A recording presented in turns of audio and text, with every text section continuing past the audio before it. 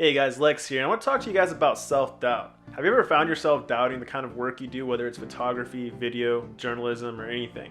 You look at it and you start to say that maybe you're not as good as you thought you were. That's what I want to talk about today. I'm a student at Full Sail University and I'm finishing up a master's degree program. In the next coming weeks, I'm going to be talking about my experiences in all three programs that I've attended at Full Sail. And if you're trying to decide if Full Sail is a school for you, this may be able to help you out. The last month that I just finished up at Full Sail is my 11th month for my master's degree in new media journalism. I'll tell you, it was one of the hardest months I've ever faced at Full Sail the whole time I've been there. For the last few months, I found myself stressing to the max. I was having a lot of problems with my schoolwork and then trying to plan this whole project, and it was just really bringing me down. When you have an idea that's not going exactly how you want it to, you start to doubt yourself a lot. At least I do. So to give a little bit of context, let's go back a few months. So about 6 or 7 months ago, we received the instructions for our capstone projects, and I immediately hated school more than I did in 7th grade. I knew that this class and this whole project was going to be hell. And it was. While creating this project, I crumbled under the pressure of not being able to get exactly the vision that I had. I had a lot of interviews that were refused. I had a lot of information that just wasn't there, and I just couldn't make up anything. It left me up in a place where I just wanted to give up. I didn't know what to do with this whole project, and either I was going to submit a very bad project, or I was just going to leave the school entirely and just run away with my tail tucked underneath me. It just had so much pressure and doubt in myself being able to complete this project. So this last month was the month that we actually submitted this project, and I knew that the work that I had was not what I wanted to submit.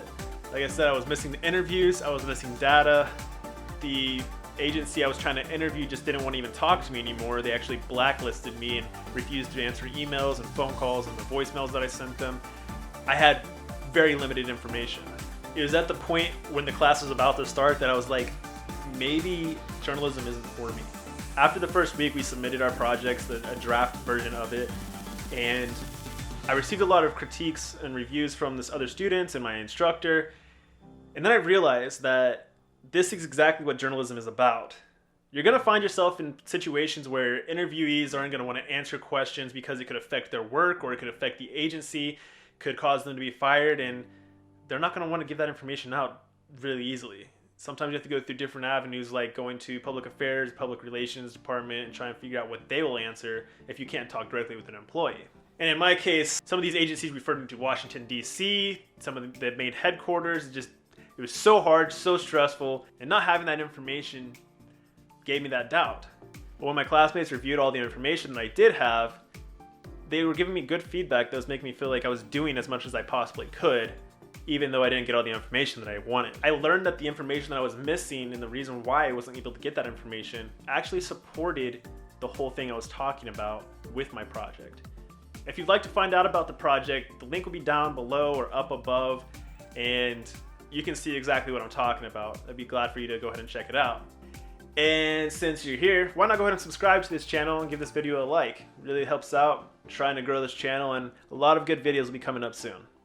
So a little bit more about the 11th month with the New Media Journalism Master's program at Full Sail. A month before the class even started, I expected to meet my own failure. I didn't expect the feedback that I received from my classmates or even my instructor. I tell you, being a creative is very difficult when it comes to critiquing yourself, because you look at your own work and you just say it's not good enough. A lot of the work that I create with video and photography never meets the public eye. I'd say probably over 50% of it remains on a hard drive and never gets uploaded. This class is actually teaching me to not do that. If I don't get feedback from other people, then how am I going to progress and make better videos or take better photos? This class has taught me to actually put my work out there and receive the criticism.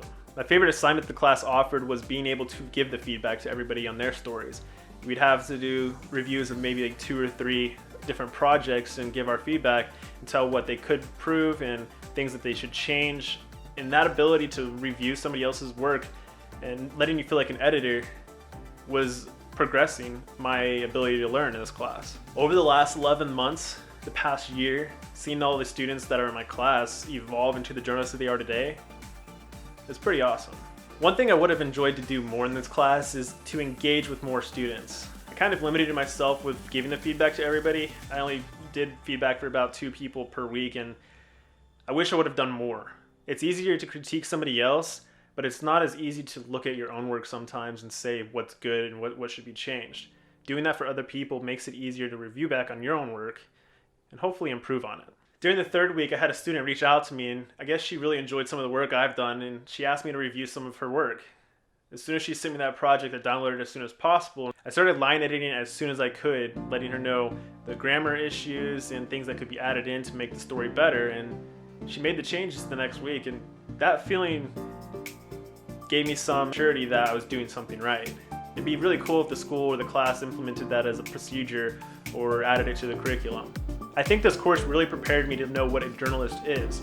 In a world of journalism, things are always changing. We have social media that's changing every day, technology is changing every day, and engaging with other people is getting a little bit more difficult as far as getting face-to-face interactions. Overall, the course taught me to be accepting of learning and to be ready for change. Like I said, I'm going to be talking about the 3 programs that I've been in. It's computer animation, digital cinematography, and the Masters of New Media Journalism. We'll be talking about those in a couple of weeks, letting you guys know what my experience was, and hopefully you can decide if Full Sail is for you.